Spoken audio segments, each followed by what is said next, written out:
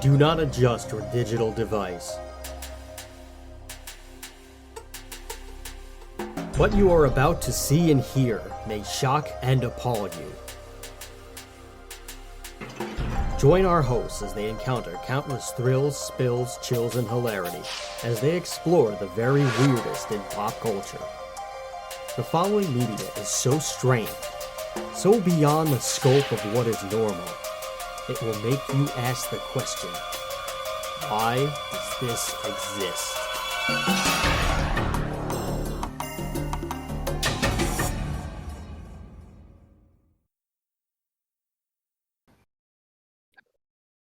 Hello everyone and welcome to another episode of Why Does This Exist? I'm Chris. And I'm Rob.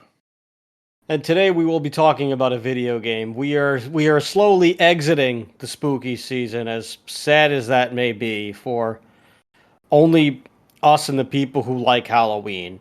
But You're probably listening to somebody else's podcast and watching another YouTube video to even bother. But that's okay. For some of the people who actually have decided to do this by choice, you're brave souls and we'll be taking them.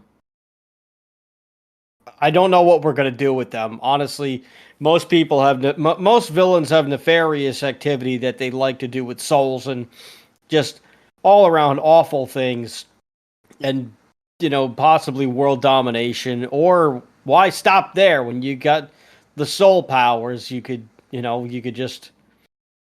create a soul train and you could just ride through the air, conquering the galaxies to the fine tunes of Motown.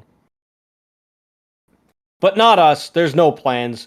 Your souls are just going to go in jars for eternity, and maybe every once in a while we'll just tap on the glass and we'll poke them just to bother you. That's about it. There's not a whole lot of evil going on. We don't have big plans for you. I'm not even sure if we have any plans for you. We're just going to take the souls because it's October. It's soul taking weather. There you go. Yep. We're going to be talking about video games today. You can support the show in a number of ways. If you haven't turned the TV or whatever it is that you're listening to or in digital media device land off by now, you can head on over to Patreon. That's patreon.com/whydoesthisexist. You could give us $1 or you can give us $1 million and then we can retire and you never have to hear us ever again. Wouldn't that be nice? Or you can just simply go over to social media. You can go over to Facebook and find us on there. Why Does This Exist? And just like the page and send it to people and do whatever you do. Or you could just go over to YouTube. Why Does This Exist Pod?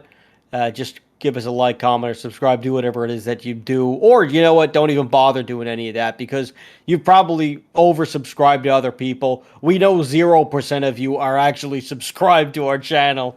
Out of the brave 42 souls and counting who have decided to embark on that quest. Well, bully for you, I suppose. But if you're really feeling gutsy, then you could send us over an email at whydoesthisexistshow@gmail.com and just pop in, ask us a question. We'll answer it on the air. Or if you want to message us on any of those other things and ask us questions, then, we'll probably answer them too. We will give advice to the best of our abilities, which means it will be the worst advice you ever hear. Long story short, give us $1 million on Patreon and we'll go away. Give us money and we'll go away. That's the news. Here's the weather. What? Botch. Botch. Well, before I was so rudely interrupted, say your piece. I was going to say, or give us money and we'll stay around. You could do that. Maybe it'll give us a reason to stick around, or maybe it won't. Maybe we'll just go to Antarctica and we'll create these utopian societies off the grid, and you won't be invited. We'll take your money and we'll just use it to make a rocket ship that like blasts off with all the animals, like that movie Sky Captain in the World of Tomorrow. I never saw that, but Oh, it was an interesting one. it sounds like Noah's Ark in space. Yeah, basically. All right. To make the world of tomorrow. Oh, I hate that story. That's the news. Here's the weather. You are now about to witness the strength of street knowledge from a ragtag group of rogues. So let's get on with the goddamn show. In case you haven't figured out by now, which, how could you? We haven't dropped any actual hints at all. Unless you read the title, which most people don't read. Believe it or not, nobody reads. Nobody reads. Well, people often just read the headline and that's it. They just think they know it all. Really? Well, then maybe we'll just title this something else and we'll use a photo that has nothing to do with this, and they'll just have to guess. Yeah.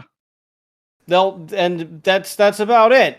Well, we'll make all of these proper tags and everything like that, and we'll do all of the SEO, and we just won't put it in the title, and then they'll be confused forever.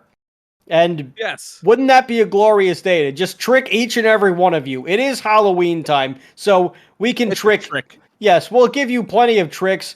No treats for anyone. The only treats will be you giving us money on patreon.com/whydoesthisexist, which will give you access to the Discord server. In case you haven't figured it out, we're talking about the video game Dead Rising. We're not talking about the franchise. We're only going to be talking about the first one because that's the only one that actually matters. Well, I think the other ones there was a couple of other good ones, but I never really played them. I only played the first one. 2 was also 2 was supposedly pretty decent. 3 was okay. It was what you make of it. Yeah. And 4 apparently was just awful, and 5 just never happened. I didn't even know there was a 4 until today. Yeah. Frank's big package was so small. I think they kind of like tried to like go bigger and bigger, which was kind of cool. But I think that like it just got a little, I don't know, like too much of the same, Yeah, and at the end of the day, it was like less is more. So like don't try to like add all these things to it, and don't try to make it be like this super, like it doesn't need to be that involved. It's just people just want to run around killing zombies. That's it. That's it. They don't want this whole elaborate everything. They don't want a bajillion quests. They just want Grand Theft Zombie. That's it. And that's basically what the first one was. There was quests though. There was this plot line to it, and it was interesting the way they did it, because they basically they took a page out of Majora's Mask and did this 72 hours to like do everything. Except you can't time travel, so it's not really like a Majora's Mask, because you can't just keep resetting the clock and going back. You literally only have 72 hours, which is not actual 72 hours. It's actually about like 10 or 11. Yes. And it is tough. Like I remember playing it, I would like, I mean, obviously ideally you want to try to do all the quests within 72 hours, but it's very hard to do. To do all the, so basically the quests are known as case files, and each case file is like to either like kill a psychopath, which are like humans that are like crazy, or rescue a survivor, which are the humans that are the good guys, I guess you could say. Well, aren't the psychopaths the bosses? Yeah, essentially. Yeah, the psychopaths are essentially the bosses, and they're all at different parts. So the setting is a shopping mall, which it takes a page out of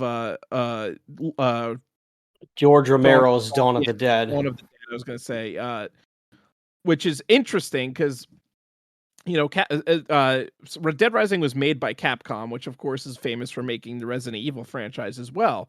And I guess you could say that Resident Evil borrows heavily from Night of the Living Dead, whereas this one pretty much is almost like a Dawn of the Dead video game. That's how like much it borrows from Dawn of the Dead. Yes. And it was also interesting is that it's one of the first sandbox zombie games, in that you could literally go anywhere in the mall from the start. You basically, the protagonist is known as Frank West. He's a photojournalist, and he hears about this outbreak that's happening at the shopping mall in Willamette, Colorado. So he has a helicopter Where else would pilot. it be? Of course, But yeah. in the middle of nowhere. Which again, Raccoon City is also in the middle of nowhere. So Yes. there's a reference to Resident Evil right there. Do we even know what city? What like? Do we even know like where exactly in the world Raccoon City it I actually believe is? Raccoon City is also supposed to be like in Colorado or Montana or something like that. It's Oh, somewhere like in the okay. Midwest. Yeah. Um. So I Frank mean, have they gets. specified the exact location, or is I it just actually like don't Raccoon know. City? It. I feel like it's just Raccoon I City. think Like it's just Raccoon City. we never get like Raccoon City, Michigan, or anything like that. Yeah. Which, if you look at the state of it, it might as well be Detroit, like Yeah. '80s Detroit. Yeah. Well, I think that's kind of like what it's based off of is like a Midwestern city like Detroit or not even Chicago really because it's really just like a city in the middle of nowhere. Like if you see Yeah, Raccoon City, it's like literally just surrounded by mountains and forests. So, yeah, uh but so it could be Colorado. Well, it was much like Willamette, Colorado where Dead Rising takes place. could be. Um Anyway, Frank gets dropped off on the roof of the mall, and you're pretty much like left to your own devices. You go in and you kind of like have to like make your way around the mall, and like I said, you find survivors, you find psychopaths that are basically bosses that you have to kill, and one of the cool things about the game is that you could pretty much use anything as a weapon. Um, like you get like baseball bats, 2x4s, like you could pick up like chairs and TVs and shit and throw it or hit zombies with it. It's also interesting that the zombies really aren't like the main enemy. They're kind of just there to like get in your way and like be somewhat of a threat, but like it's really hard to actually get like killed by the zombies. Like if you're like if you have any kind of smarts at all, you can like dodge them or kill them. The psychopaths are really the main threat, which are like the crazy humans that are around the mall. Well, Um, and also the people that you're trying to help because they're like yes, not they're not all there, so they're like all like they're at their wits end and they just want to try to survive and they're running on instinct, yes, is which is what George Romero was trying to capture in the Dawn of the Dead movie. yes, Was how, and also we see it in John Carpenter's The Thing and other movies of this nature where it's it's where like the real danger is the living and not the dead or the entity or whatever it is, yes, because when humans go back to their like primal instincts, they there's no logic there. They're just trying to survive, so they start like they'll turn on you in an instant if they think that there's a good reason to.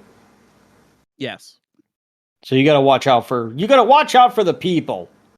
yeah. That's really like the point of this game is that because again the zombies are somewhat of a threat, but they're pretty easy to kill if you have any kind of like smart at all. If you don't just like stand there like an idiot, you could pretty much dodge the zombies. And in fact, Right. it becomes quite sporting to kill the zombies, like especially when you get later in the game and you get like vehicles and you can just like mow them down. Yeah, especially when you're driving down into the depths of the parking garage and there's literally just hordes of zombies down there, and you could just like plow through them, and it's just like you're just like killing like dozens of zombies, and it's just fun. um Right. I mean, they could fit a ton of zombies on screen. Like yes, I don't think there's any game before this that could there show as many that showed as many zombies Yeah, in there this weren't franchise. many. There was like games like because this came out in 2006. There was a game that came around the same time called Spartan Total Warrior, um, which I actually wanted to mention on our God of War podcast because it was actually very similar to God of War plot wise.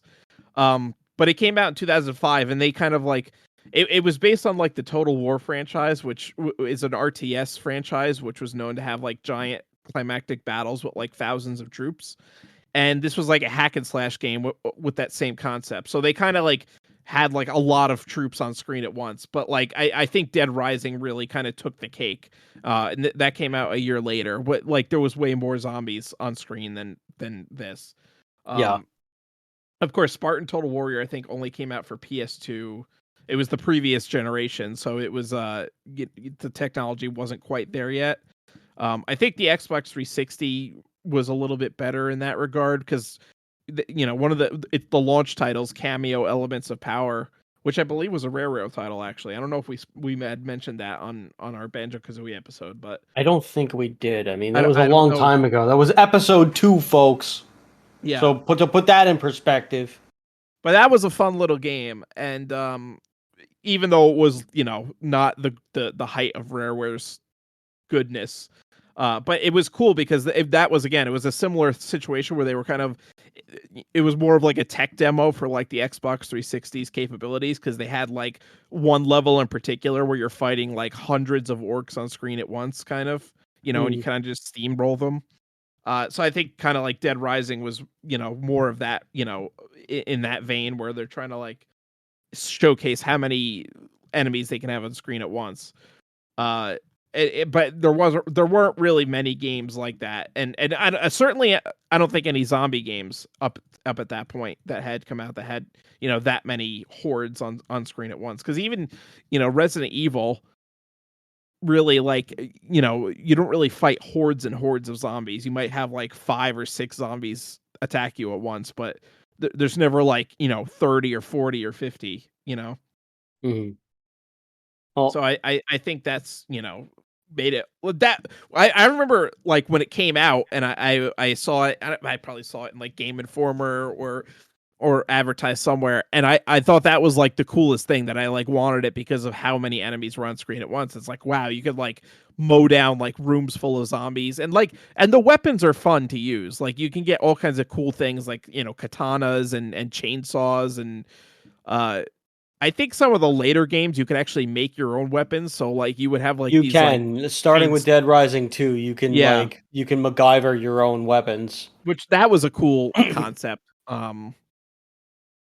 And I thought that I when I looked at Dead Rising 2, I was like, oh, that's pretty cool that you can make your own. I just never bought it or never got into it. So I only played the first one. The first one was great though, like I said, and So, but I'm going back to like the whole 72-hour thing. I kind of like got off track a little bit because I was actually making a point about that. Is that it's actually very, very difficult to complete all the cases in the 72-hour time period. So Yeah. you're going to be playing this If you game want over and over again. if you're able to even do that, then well, the good thing is if you like fail a case file, you don't like the game doesn't end, you don't die, you don't go back, it doesn't like send you back in time to like redo it, and you're not forced to complete the case file. The game just kind of continues, and then Yes. you got to walk around and find another case file or until like whatever the time limit on the case file expires, basically, and Yes. then you're free to go do whatever it is that you want to do. And Um, it's similar to Majora's Mask with the bomber's handbook, where like you have to kind of like you have to be at certain places at certain times of the day for like to activate like part of the case file, essentially, or like discover the case, right. uh it- But if you do that, if you're one of the lucky ones and you're able to actually get like unlock all the case files and complete the full story, then you get this thing called overtime mode where you like you get an extra day to like do all these extra yes. things, and then you can also and then once you beat the overtime mode, you get infinity mode where you just there's no time limit. You just gotta make it out. You Yeah. just gotta live. So so like it's really neat as an incentive for replay value, but Yes. the first time that you play it, you will probably not complete the whole thing. It's gonna be it's a pain in the ass to get everything done in that time limit. Yeah, there's also multiple endings. Yes. There's like 7 different endings based on how many case files you complete, and if you get to the helipad before the before time expires on the third day. If you're captured by the special forces, there's a whole different number of different like circumstances that could cause you to have a different ending. Again, that was like a really interesting thing too, because there weren't many like games with alternate endings was a thing, like, but to have so many and with so many different circumstances leading to all the different endings, that wasn't like as much of a thing back in those days. I feel like this one really like, took the cake with alternate endings kind Yeah, of, if you got multiple endings, most of the time there was only three, and they were usually like a Yes. good one, a bad one, and a neutral one. Yeah. Yeah, Where this one this one, had it was just so many different scenarios based on like yeah. what you did and didn't do. Yes. And I So it was think kind of cool. So like again, even more replay value to it. yeah, and like you said, you could like keep playing. You could just not make it to the helipad and keep playing after the time expires basically, and you're just like kind of stuck. And then they had like once you beat, I think if you beat it once, then you can open up the infinite mode where you could just like walk around the mall and do whatever you want basically. Uh okay, that's unlocked after completing overtime mode. Yeah, But you have to beat basically, the overtime mode. So once you beat the overtime mode, you have to get all the case files after the regular mode is over, and then you get overtime, so you get the extra day. And then when you yes, beat overtime mode, then you get infinity mode, and you yes, just you just do whatever it is that you want to do with no yeah, time limit. yeah, and at that point, it's like it becomes like a survival game. Basically, it's like how long can you survive against the enemies? Right. And like just to your point about how many weapons there are, there's more than 250 items that you Yes, can use. But also the really cool thing that you can do is there's like a ton of costumes that you yes, could just wear because you're in the mall, so you put them on and like they have like wrestling costumes and like and just like armor from like the Mega Man X stuff, which I mean, one, it's Capcom, but two, we'll explain why in a minute. But it is a ton of fun to not only wear the costumes, but you can like you can even shoot the Mega Buster, which doesn't really yes, do anything, but it's just funny. But what you can, but but the really great thing about when you're putting the costumes on is the costumes, whatever it is that you're wearing, will appear on you during the cutscenes. yes. So like there won't be any continuity errors, which is really fun. Which It's makes the game hilarious. even more fun. Well, it's hilarious, especially when you could wear the Servbot's head from Mega Man also, and it's like it's this giant Lego head, and you could like have you're talking to people with this head on, and it's just hilarious. Yeah, and like nobody seems to like be bothered by whatever it is that you're wearing, or like nobody asks you anything about it. So it's just really funny that they just don't acknowledge it. But the reason why there's a lot of Mega Man references and everything is well the game was the lead designer on the lead designer and producer on this game was a familiar character that we've talked about in our Mega Man episode, who is he's pretty much the godfather of Mega Man, Kaiji Inafune. So he ends up he ends up doing Dead Rising, and he interestingly enough, Frank West was originally not supposed to be he wasn't supposed to be a photojournalist. There wasn't really, I forget what exactly the occupation was that he was tied to, but he wasn't going to be a photojournalist. Kaiji Inafune actually brought that idea to the table when he was designing, because he wanted they like first he wanted him to just be like a fat guy, and they were like no, and then like the studio wigs or whatever were like no, he can't be a fat ugly guy, he's got to be like he should either be like a really hot woman or just like a norm, or just like like a buff guy or something. And he's like, well, it's like the hot girl has been like done to death, so like why do we need to do that? um let me, and like I don't want to just make another like generic jacked guy or whatever. So like, why don't I just try to make him an everyman? So he just made Frank a lot more nuanced, and then he added the which Frank actually kind of looks like the comedian Jim Jeffries, but that would actually be really funny if they made it like a live action movie and Jim Jeffries was Frank West. They Actually, actually did I make wouldn't live mind that. action. They did make a live action Dead Rising movie. Several of them actually. Really, I did not Yes. know that. Yeah, there's Dead Rising Watchtower and Dead Rising Endgame. And in Dead Rising Watchtower, Frank West is played by Rob Riggle, who is a stand-up comedian. No, but that guy sucks. Oh, well, he plays Frank West. Ugh, that's terrible. I don't think I've ever actually seen him. What is the star rating on that? You've seen him in Step Brothers, and I believe if it's the guy who I'm thinking of. I've never seen Step Brothers. He was in Step Brothers. Oh my god, you got to watch Step Brothers. Yeah. That movie's unbelievably funny. It was. I don't even know actually if it even came out in theaters or it was just a direct-to-video. I doubt it. Hey, if it's got his name on it, if he's the lead, then no, he's not. He's not. He's actually not the. He's like. He's in the movie, but he's not the lead. But like he's Frank West, and Frank West isn't the lead in the Dead Rising movie? No, because it takes place between Dead Rising 2 and 3 or something. Oh, this sounds like it's awful. Yeah. Okay, so apparently it was. Oh yeah, it's exactly. Yeah, Rob Riggle is exactly the guy who I thought it was. Yeah, this guy sucks. It was not received well, this movie. But I mean, what video game movie makes sense? Sonic, and I guess that's it. And Super Mario, but those are like Sonic and the new Mario. Those are the exceptions. Were well received. And I guess that's about it then. But yeah, Kaiji Inafune decides I'm gonna make this guy Frank West, who should be played by Jim Jeffries. Why don't we have that as a petition? Why don't we do that as a hashtag? Hashtag Jim Jeffries for Frank West, or Jim Jeffries Dead Rising, or Rob Riggle sucks. I don't care.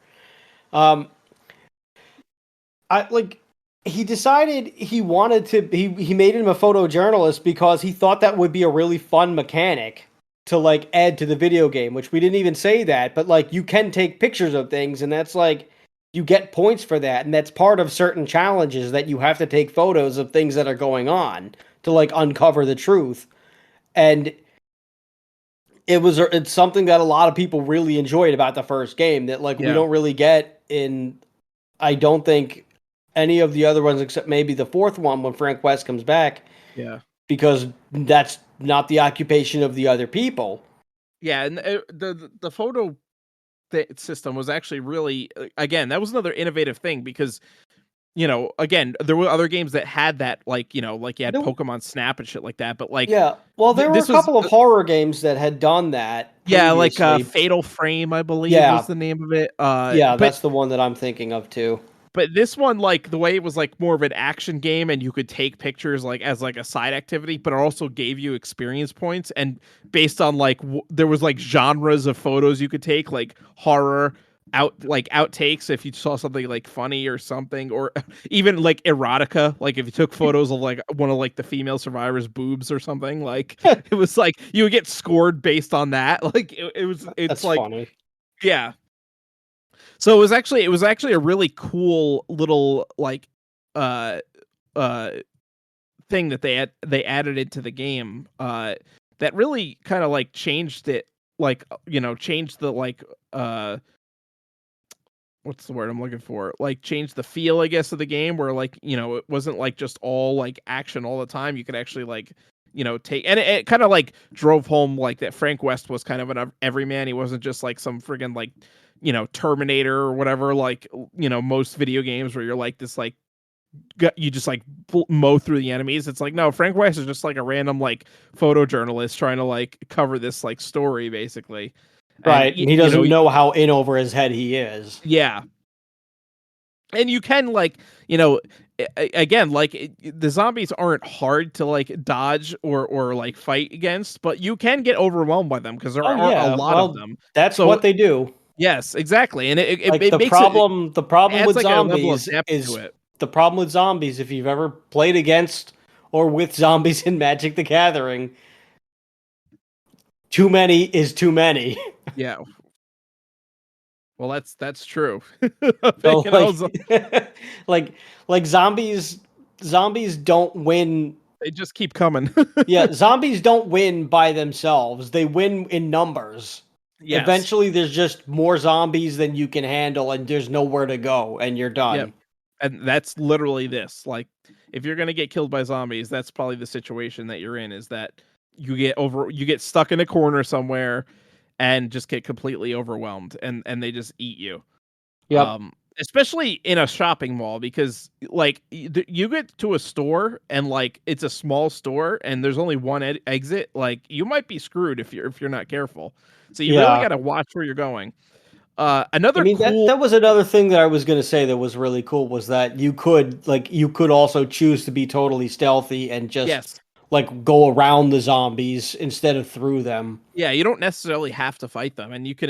They're actually not too hard to run after. Like it, I like that they use traditional zombies that like kind of just like shamble along. I don't really like games that use like the zombies that could sprint full speed at you, because like it for me, zombie lore was always like they're like these undead, half rotten corpses that came to life. So why are they able to run like friggin' like Usain Bolt at you? They should be like Right. It slow and shambling, and that kind of adds to like the fear factor of it, because it's like yeah, you can outrun them at a slow jog, but then they keep coming and they don't stop like following you, and you got to like keep running. It's like it's an endurance thing basically. right. Like you can only hope that you get somewhere that's either too hot or too cold so that the Yes. zombies will either freeze and they won't be in like they'll either get too stiff to actually do anything to like actually chase you down or or you have to or you go into a place with extreme heat where their bodies will just rot quicker than they can catch you Yeah. and then you'll be home free but you got to live in the desert basically. Yeah, and that was actually like, Oh, can you the whole imagine the smell? Oh oh god. god. That was the whole, zombie survival guide basically that said that. It was like, Yep. which was an awesome book written by Max Brooks, the son of Mel Yes. Brooks. Who also wrote World War Z that was turned Yes. into a terrible movie. Yeah, well, again, they've We won't strayed too talk far about from the that. actual plot. We can maybe talk about the book one day because it's a great book. Yeah, But I don't know if I still have that one, but I gotta rebuy it. If I don't, I gotta rebuy it I or rent definitely it still from my have it. local library. I may or may not still have it, but I still have it. I haven't that read was it in a that was my long time though. favorite. That was one of my favorite books. It's a great book. It's like it really is. And if they had done the movie like almost like a mockumentary and like survivor stories, like basically like doing like interviews with like survivors of the zombie war, it would have been great. And that's what they should have done instead of doing like this like action movie again where the zombies run and sprint at full speed and Yeah, I completely against the agree, whole plot of the actual book.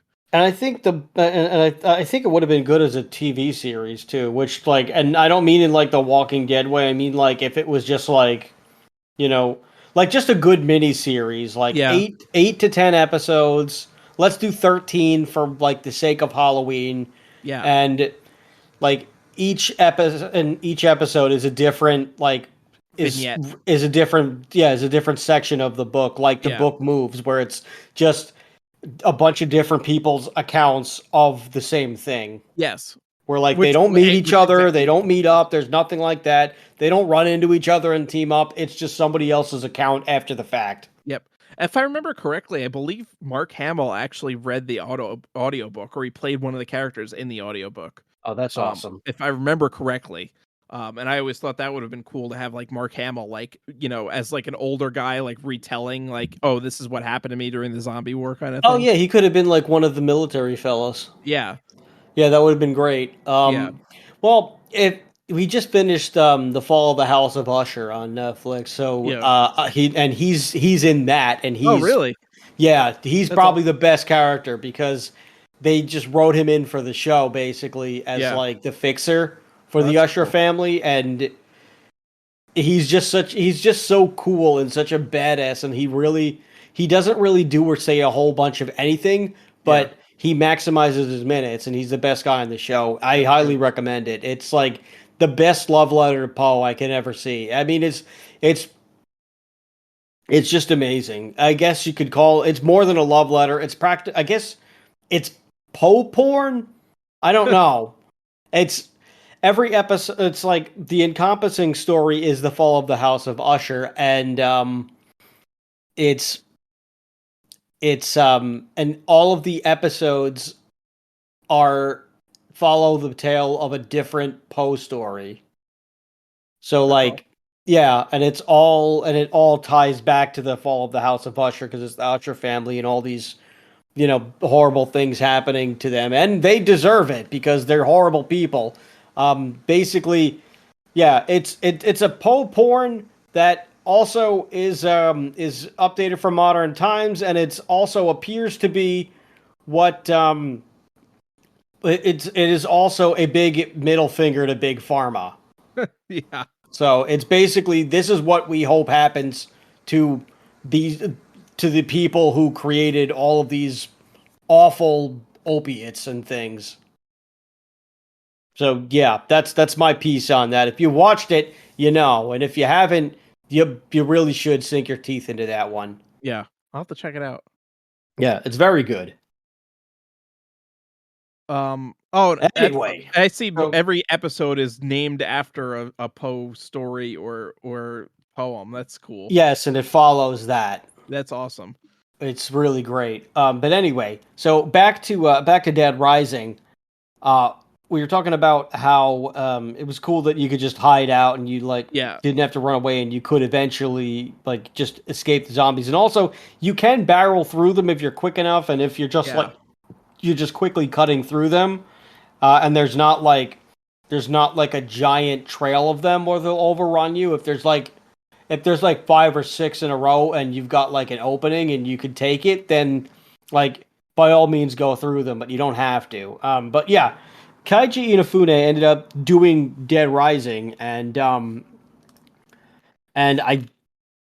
I don't know if I'm not entirely sure if he returned for the next ones. I'll have to look that up in a minute, but he I think he left Capcom eventually, actually. I think we talked about this during the Mega Man Yeah. episode. I But don't think he worked on the second or third one or fourth one actually. yeah. Um Another cool thing about Dead Rising is that like every store in the mall is like accessible and they all have different like things. Like it's like literally a shopping mall. Like there's a clothing store, there's a sporting goods store, everything. And it's actually like a good way to like get like kind of remember where like the weapons are and stuff. Like it's like, okay, the sporting goods store, I know that they're going to have baseball bats, or the hardware store, I know they're going to have hammers or chainsaws or something. Oh, he executive produced Dead Rising 2. Okay.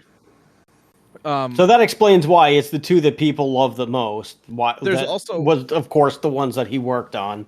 uh the food, like you have to like obviously like eat food to restore health and stuff. So like you could go to like different like little restaurants in the food court and get like different food, and then there's another cool thing with like magazines and books that actually increase like your skills, and you could use them and like read them basically. And I think if I remember correctly, you have if just having them in your inventory kind of gives you like a buff to certain skills. Like one might like give you more damage or more health or something like that, but you have to like keep it in your inventory because you do have limited inventory space, which Mm. is something again that kind of a lot of like survival horror games do is kind of limiting how much you can carry. So you really have to choose like what you want. Like if you want like a weapon and like a book that may be like if you get like a sword or a baseball bat or something, and then get like a book that increases your melee weapon damage, something like that. You have to kind of like pick and choose, and it adds like a level of strategy to the game because you really have to like see what you want to carry and what you can, and and again you might need certain items to get to certain areas of the mall, like keys and stuff like that, so you got to like kind of like think about what you're actually carrying. Mm. Yeah, interestingly enough, before Inafune came on this thing, this was not even going to be a zombie game. It was supposed to be a sequel to Shadow of Rome, Huh. which is just a which is a gladiator game. Yeah, It's a that's a gladiator action adventure game, and they just changed the direction and everything else completely. I've actually never played Shadow of Rome. neither have I. It's actually that's not the only I time see it Capcom at has like done retro stores a bunch of times, but it. I've never bothered to pick it up or play it. I mean, It's not the only time Capcom has actually done something like that because they did the same thing with Devil May Cry. Devil May Cry was originally supposed to be Resident Evil 4, oh and really? yeah, and it was gonna be way different. And then while they were working on it, they realized, hey, this is actually like way different than any other Resident Evil. Maybe we should like make it into something else, and that's what they did. They decided to make Devil May Cry instead. Nice. Um, and it was it was so far along in the production at that point, and they were like, well, we can't go back, and we can't like change things at this point, so let's just make it a new game. And that's how Devil May Cry came out. Interestingly enough, the engine that runs Dead Rising was actually used on a number of other Capcom games of that time period, including Lost Planet, which is it's like a shooter game on like an ice planet with like mechs and stuff. It was actually a really cool game. And also Devil May Cry 4 and Resident Evil 5. Huh. So Wow. yeah, yeah, it was actually like it became like Capcom's like standard like the engine for a lot of their games in the mid to late 2000s. Um, and then into the early 2010s even. Actually, to this day, they still use a version of the MT framework engine, which they have used, like I said, since Dead Rising. Essentially, Dead Rising was the first game on this engine, and they've used it since then. Obviously, upgraded it several times, but it's the same engine. So, uh, That is really cool. yeah, I mean, obviously this game like got over really well with everybody, and it was like one of the best games that came out that year. yeah, Like it won a bunch of awards, and on top of that, like well, on top of that, it was just like a fun freaking game. But yeah. they you can't play it in Germany Oh, for some reason. You can't do zombies and violent things and for some weird reason, like in Germany, you just can't have excessive violence. Otherwise, they will just outright ban whatever it is. I mean, I this think is why. Australia is trying to do that shit too. They've been doing that Yeah. recently with a lot of more violent games. Yeah. Huh. Interesting. Yeah, but for whatever reason, you can't like the German ESRB basically, who is the board who rates the video game stuff. Um, they were just like, yeah, we're not rating this. We're not going to even bother to give this thing a rating. We're like we just you just can't sell it here. So they were just like, forget it. You excuse me, but they were like, yeah, forget it. You're not playing this game. Nobody can play this game in Germany, so go away. Goodbye. Achtung, which means caution in German. And they also like made it like super duper illegal to the point where they wouldn't even allow like they don't do unrated games, so they were like, you can't even do this. First, they made it available for import, so it was like you can't buy this in Germany, but if you bought it in America or if you bought it from America, then it's fine, which I think is kind of a weird, stupid loophole. But Yeah. whatever. Well, Um, again, that's and like then kind of a they, moot point now because of like you could just get a VPN and oh like yeah, now download it it from doesn't another matter. country. Yeah, It's now it like doesn't stupid. really. Yeah, now it really doesn't matter. But at the time, they made like sales illegal in Germany, and if you got caught, you could go to prison for this. That's so Like, stupid. yeah, you could either get like a prison of I don't know how long. Hopefully, not long at all. Hopefully, like a 3 to 6 month stint at best. Well, at the worst, yeah, at the worst case scenario, um, or like, or you would just get like a big fine. and then of course the copies would be confiscated, and they probably play them in like the German police precincts. I don't know. I don't know what you would do with them, or do like what are you gonna do holding a video game as a bag of evidence? Like that just looks stupid. So Unless you stupid. murdered someone with said video game, but that would be hard to do. Leave it to Germany to make fucking free speech illegal. But Who else, also, huh? who Who else? else? I mean, then again, ask Cannibal Corpse, the band, not an actual corpse. They have this weird thing about zombies, Germany. That you like, they have this thing about gore. You can't do it. I don't know why. But yeah, ask Cannibal Corpse. They like couldn't play anything off the first, I think, four albums Oh my god. for I'm possibly now. Fuck They that couldn't play place. it for like many years. They couldn't play anything off the first four albums Well, because they're like because the lyrical content was so graphic, and return also the artwork was banned in Germany too for like most of their albums. They can't like they have to use alternate artwork.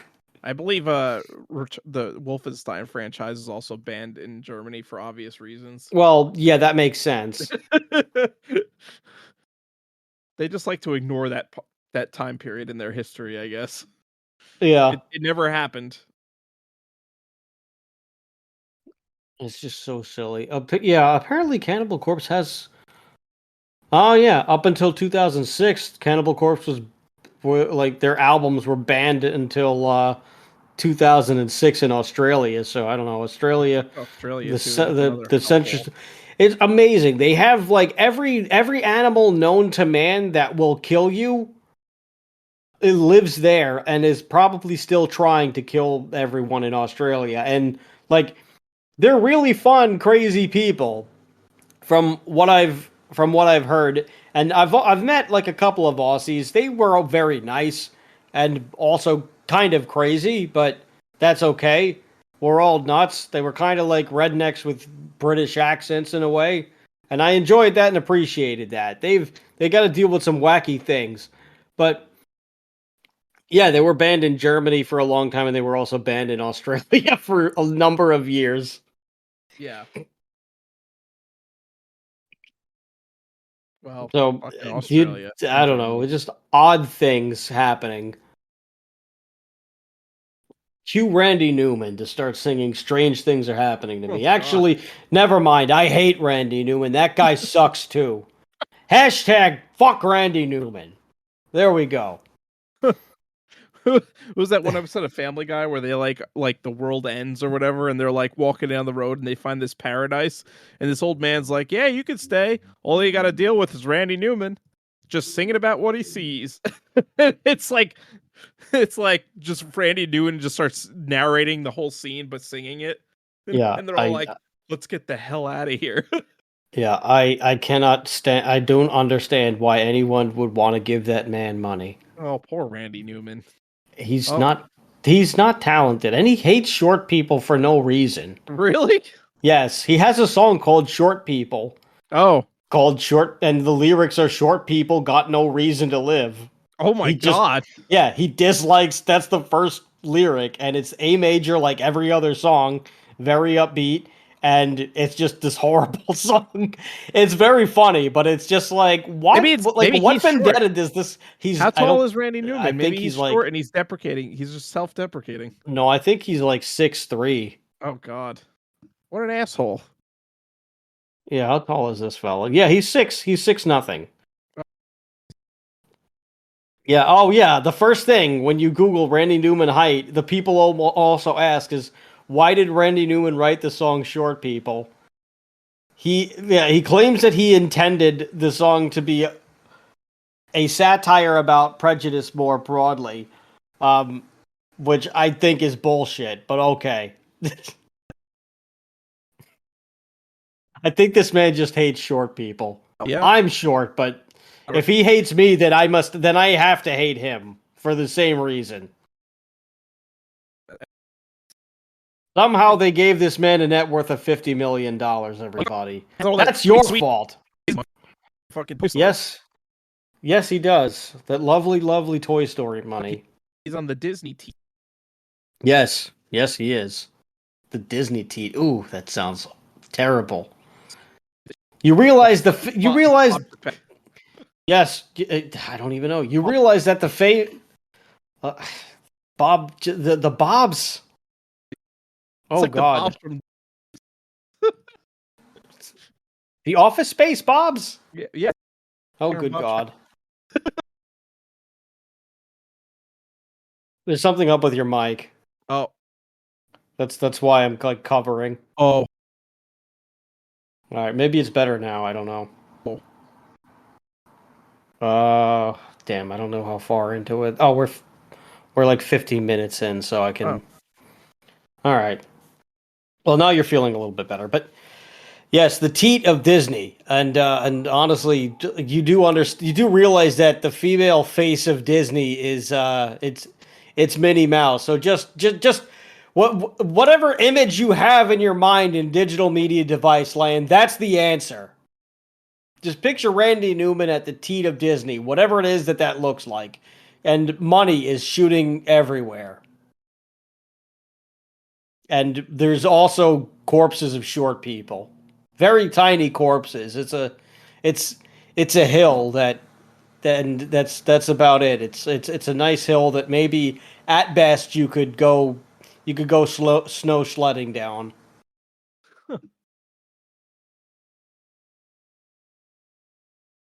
Rosebud, ladies and gentlemen, Rosebud. Oh God. Speaking of dead corpses, back to Dead Rising. Yeah, it's a good game. It was definitely way ahead of its time when it came out. It was a very innovative game. Uh, you know, Frank West became like a standard Capcom character. Yeah, He he was even featured popped up. in Oh, Marvel you vs. said what you were going to Capcom. say. I was gonna Yes. say he was featured in Marvel vs. Capcom. I think several of the games now, 3 and 4. Uh, so he I kind of don't know if became. I don't think there's a fourth Marvel versus Capcom. I think Was there's there only not? the I don't third know. one. Oh, it There's was Ultimate Marvel vs. Capcom 3. That's yeah, why which they yeah. re-released it again. But yeah, so he kind of became a staple of Capcom, which was cool. And yeah, it just it's a good game. It was really fun at the time, and I think really like kind of like it really outshone a lot of the other games at the time. It became kind of like this its own thing. I had actually had a friend who was like very like it was like the perfect game for him because he was like the type of guy that's like, if he plays a game, he's got to save everybody, like every stupid like soldier that's like expendable. He'll like keep reloading the game until he saves everybody and gets them out. Oh So like wow. this was like literally his perfect game. It was like because that's like all you do is go save people, and you have to like a time limit to do it, and you have to make everything perfect. Huh. That's awesome. Yeah. So, so I had a lot of good memories playing Dead Rising. It Yeah, was a fun game. I've only played it a handful of times, but I did have a lot of fun. Yeah. But yeah, we of course have other sequels that perhaps we will talk about at another point in time. But we really just want to focus on the one that started it all, Yep. and the one that everybody loves more than anything. That out of all of them is the original Dead Rising. Yep. So And we will just send remember that. the wise words of Frank West. I've covered wars, Yeah, he has. He has. All right, but before we ride off into the sunset, I've got a couple of things that I got to get off my chest. Damn it! Oh boy. I've got I have a couple of interesting things to say. First of all, here's the good news. The good news is I forgot that I pre-ordered Bill Watterson and John Cage's book, The Mysteries, when we did the Calvin and Hobbes podcast months ago. I completely forgot. It came in the mail a few weeks ago, and I was pleasantly surprised because I got the package, and I'm just like, I didn't order anything. So that was weird. And then I open it up, and I'm like, oh my God, I forgot I ordered this. Yes! So I stopped what I was doing, and I just started, and I started looking through it. I mean, you can get through it in like, 10, 15 minutes if you're not ogling the beautiful images of the mysteries, but it's it's just so freaking cool. Like, it's a great return for Bill Watterson. It's a children's story, but it's captivating for adults too. And John Cage's artwork is like, it's really really cool. It's like surrealist, like black and white, almost like a claymation looking photos. Nice. It's really neat. That's cool. And I mean, apparently they went back and forth for like at least a year of just ideas that like they both gave each other equal veto power so that they couldn't go with an idea half-assed. They would only go with an idea if both of them agreed, and they threw out like a year's worth of material because they both kept vetoing each other. And Huh. this beautiful thing came together. I mean, probably Nice. longer, but like it's a really fine work of art, and it came together in it's like very nice quality binding and everything. Like they didn't really they John Hammond would say they spared no expense, but unlike John Hammond, who was a hypocritical asshole, they actually did spare no expense.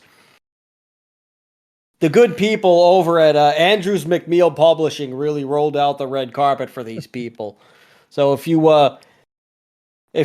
if you're into Calvin and Hobbes, or if you're into John Cage's art, then I recommend that this book for you. It's really cool. It is nothing like they've ever done before, or at least not anything that Bill Watterson has ever done before. And he doesn't do the artwork; he does the story, so it's really neat to see. But it's a nice fable that, like, it's got an interesting message. I'll leave it at that. Nice. But yeah, I really enjoyed that.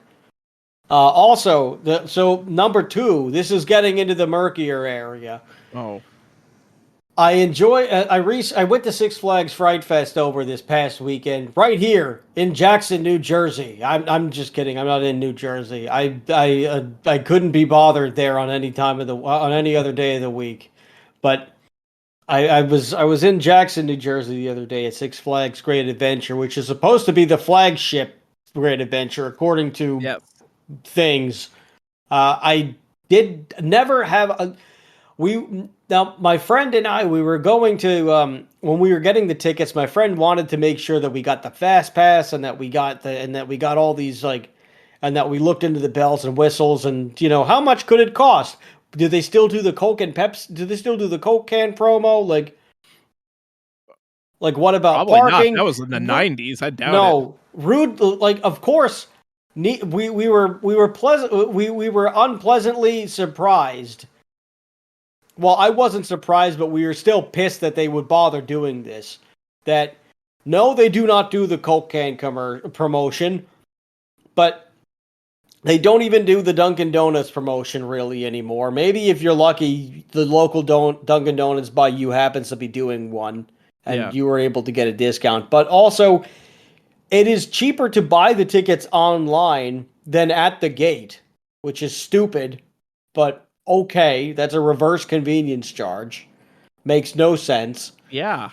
So yeah, if you're buying the ticket itself, it is about $50. If you're buying the ticket by itself at the gate, it is 80. I only know this because there was some idiot in line whose ticket expired or whatever it was, and they like for whatever reason their ticket was like the ticket they bought online was bogus.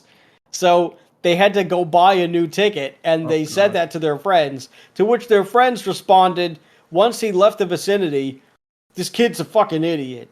Their words, not mine, but I would use them too. There were a lot of high schoolers around, which was weird. Yeah. But I digress. Not only is that what you're dealing with, this is without a meal plan. This is without the Fast Pass. The Fast Pass is actually $70 online. I don't know how much it is in the park. So you're paying more for the Fast Pass or God. Flash Pass or whatever they want to call it.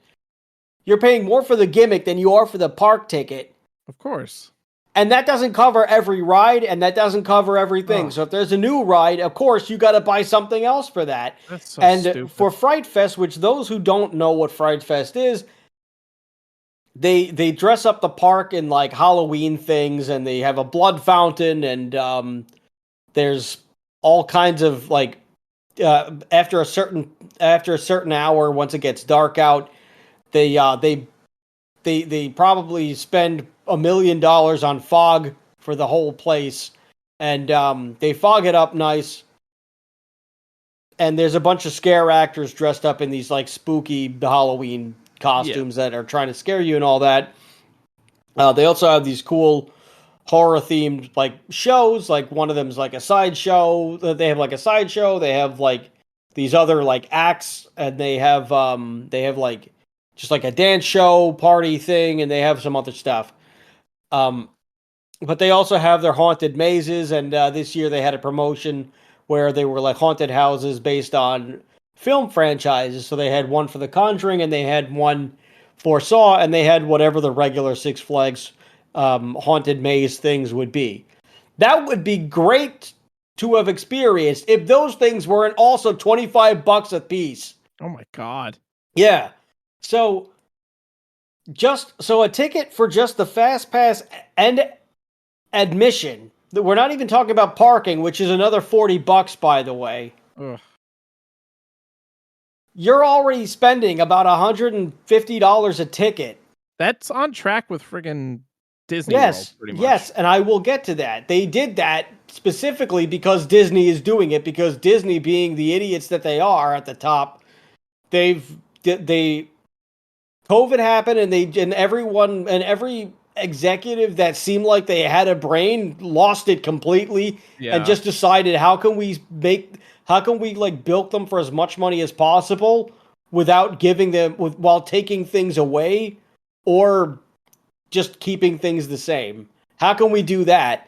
And then, wouldn't you know it, their profits are all down. Well, I wonder why. Attendance is down. Nothing is working. What happened? We had a great idea, and people aren't doing it. In a bad economy, despite what the government will tell you. Oh my God. What happened? Wall Street's numbers are good. Why are our profits not there? You mean if we charge them more and give them less, they won't come? Yeah. Well, it's just like what math is that? Did you hear about the whole thing with the CEO of McDonald's on an earnings call was complaining that people aren't going to McDonald's anymore, that their sales are down, and they're like, "Oh, I don't understand why people don't want to pay for our food anymore. They don't want to pay higher prices." And it's like, it's friggin' McDonald's. I don't want to pay $20 for a hamburger and fries when I could literally go to a diner and get a way better hamburger and fries for like the same price. People don't go to McDonald's because it tastes good. They go because it's cheap and convenient. Right. Well, you know what else I could get for the same price if you're going to charge me that much at McDonald's? I could go to a Fuel or a Nature's Grill or a health food place and eat healthier. For less money. Less money. Yeah. It's like it's like they lost, everybody collectively lost it's like they all just started taking stupid pills, and they don't understand why they're driving their companies into the ground. I think it's a conspiracy. I'm telling you, it's got something to do with BlackRock. Oh, who knows? We won't get into that, but it's I heard you go off on these things, but many times not on the show. So folks, you don't know what you want to get. You definitely know what you're missing, and you got to pay extra for that. Yeah. We'll put it that way. But yeah, that's the second thing. But the thing that was great was I looked into the financials of Six Flags. Something told me you should look at the financials. Six Flags attendance is 26% down years over year in Q4. I wonder why. Yes. So, I took the smart road, and I only bought the ticket by itself and parking, because where else were we going to park? So, collectively, we were 4 people, so it was about, give or take, $60 a ticket. Let's just say that, for the sake of the argument. Still more than it probably should have been, but there was nobody there. I have never been on so many rides in Six Flags or any amusement park for that matter in like a 3-4 hour period. Yeah. Actually, no, that's a lie. 5 hour period. But none of those hours were spent waiting in line. We ended up waiting online for the Harry Houdini thing because there's an 8-minute show before the ride. There's like a pre-show before the ride. That's the only reason why we waited online. And we waited maybe 25 minutes or something, if that. No, actually, maybe 20. Maybe 20. And that was all the waiting we did that night. That's actually not too bad considering, you go to Disney World and most shit is like 30 to 40-minute wait times. And that's if you have the fast pass. Yeah, exactly. Dude, it was freaking awesome. So if you're going to Six Flags Great Adventure in Jackson, New Jersey, don't bother buying the fast pass or the bells and whistles or any of those things. We didn't bother. It would have been nice to go to the haunted houses, but they were trying to nickel and dime us for that. So I didn't go. And you know what? I probably didn't really miss much. I could just go on YouTube and someone probably already has footage of it. And I'll just put it on my big screen TV for free. And I'll just pretend that I was there. I'll shut off all the lights and I'll do it right after this podcast. And I'll just act like I was there. Maybe I'll just walk. If you've got, here's what you do.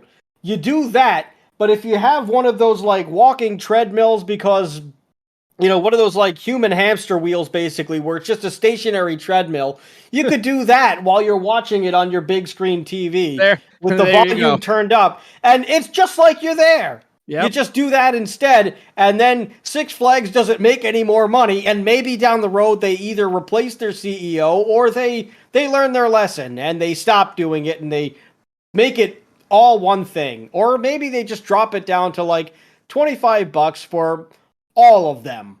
Or none of that at all. Maybe you pay $10 for like the special ones that they have to license. That would be understandable. Yeah. But none of this nonsense. Anyway, that's my thoughts on Six Flags. And if you're the CEO of Six Flags, I hope they fire you. You're bad at your job. It's owned by like Warner Brothers or something, so I think because like they have all the Warner Brothers characters. I don't know if they like just license the Warner Brothers characters or if it's like actually like owned by Warner Brothers. I'm not even sure, but honestly, whoever the hell is running the parks, please get rid of them. Yeah, they can go hang out with Bob Chapek on the unemployment line. Yeah, go for it, and collect your multi-million-dollar severance package that you don't deserve. Go for it. Yep. And this last thing, I'll leave you with something. This is a happy thing. I've never seen this before, and probably anywhere else. I was walking by this. I was walking to the coffee shop in the middle of the day. I started doing this just to get out of the house. I work I work remotely, which is pretty nice, but like every once in a while I got to get out of here. I got to break up the monotony. I start to go a little stir crazy, especially if like it's like the middle of a day. I don't have any meetings or anything like that, so I'm just like doing my thing.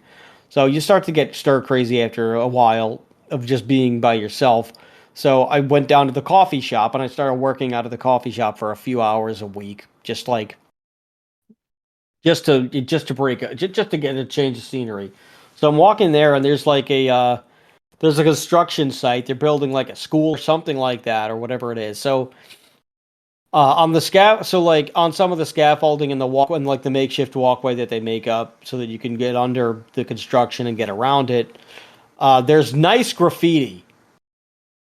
I've never seen this before ever, and like normally when you think of graffiti, you think you go into a bathroom at a rest stop and it just says go die or fuck you or your mother's a terrible human being or something like that. At best case scenario, you get something like that, and just something a little insulting that maybe like a 5-year-old who just learned the word would yell at you.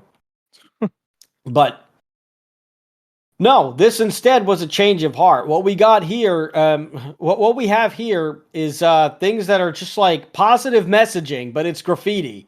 Oh, I was not ready for that. It was just, I turned the corner. I expected to say, yeah, I expected to say you. I expected it to say something along the lines of, "You suck, you jackass," but instead it said, "Follow your dreams." nice, I thought that was really nice. nice. And then I expected more because there was more graffiti, so I needed to see what that said. And instead, it said, I was expecting it to say something like, "You're a loser, go die." But no, or just kidding, go fuck yourself. That would have made sense.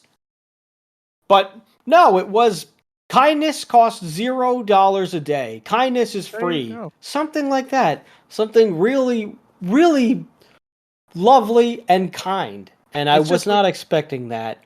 that's just like in Dark Souls or the other FromSoft games where you could leave messages for players, and people put like "Don't give up, skeleton." Oh, well, that's really sweet. Yeah, And then here's the kicker, and I really thought that this was going to let me have it. And instead of saying